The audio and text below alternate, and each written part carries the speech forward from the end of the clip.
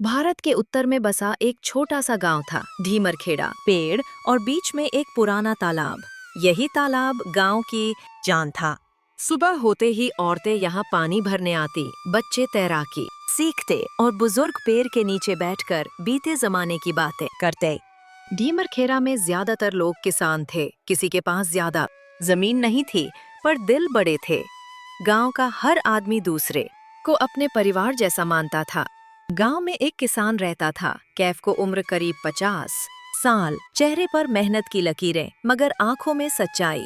उसका एक छोटा सा परिवार था, पत्नी सोनिया, बेटा शाहनवाज और बेटी गुड़िया। खाइफ रोज सूरज निकलने से पहले खेत चला जाता। सोनिया घर और बच्चों को संभालती। शाहनवाज पढ़ाई में तेज था, लेकिन हालात के कारण अक्सर खेत में पिता का हाथ बटाता। गुड़िया अभी छोटी थी, हर समय हंसती रहती। एक साल गांव पर बुरा वक्त आ गया। बारिश समय पर नहीं हुई, तालाब सूखने लगा, खेतों में दरारें पड़ गईं। एक शाम गांव की चौपाल पर सब इकट्ठा हुए। कोई बोला, अगर ऐसा ही रहा तो इस साल फसल नहीं होगी। दूसरा बोला, शहर जाकर मजदूरी करनी पड़ेगी। रामदीन चुप बैठा सब सुन रहा था। मोहन पढ़ाई में आगे जाना चाहता था। उसका सपना था शिक्षक बनना, ताकि गांव के बच्चों को पढ़ सके। एक रात उसने पिता से कहा, बाबा मैं पढ़ना चाहता हूँ, गांव के लिए कुछ करना चाहता हूँ।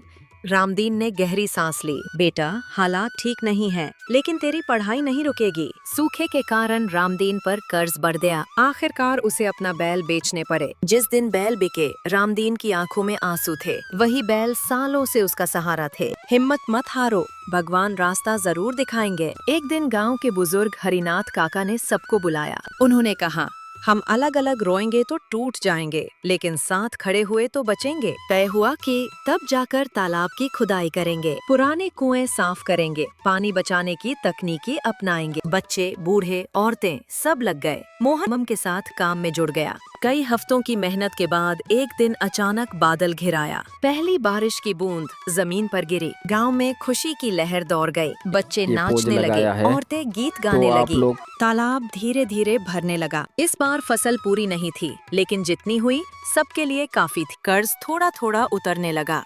मोहन ने परीक्षा दी और अच्छे नंबरों से पास हुआ। एक दिन डाकिया आया और चिट्ठी दी। मोहन का चयन शिक्षक प्रशिक्षण के लिए हो गया था। रामदीन की आंखों से खुशी के आंसू बह निकले। कुछ साल बाद मोहन गांव का ही शिक्षक बन गया। उसने बच्चों को सिर्फ किताबें ही नहीं, बल्कि मेहनत, ईमानदारी और एकता का मतलब सिखाया। गुड़िया नर्स बनी और गांव के लोगों का इलाज करने लगी। तालाब अब फिर से जीवन से भर गया था। एक शाम रामदीन तालाब के किनारे बैठा था। सूरज ढल रहा था, पानी में सुनहरी रोशनी चमक रही थी। उसने मन ही मन कहा, ये माटी सिर्फ मिट्टी नहीं, ये हमारी पहचान है। एकता, मेहनत और धैर्य से सबसे बड़ी मुश्किल भी पार की जा सकती है।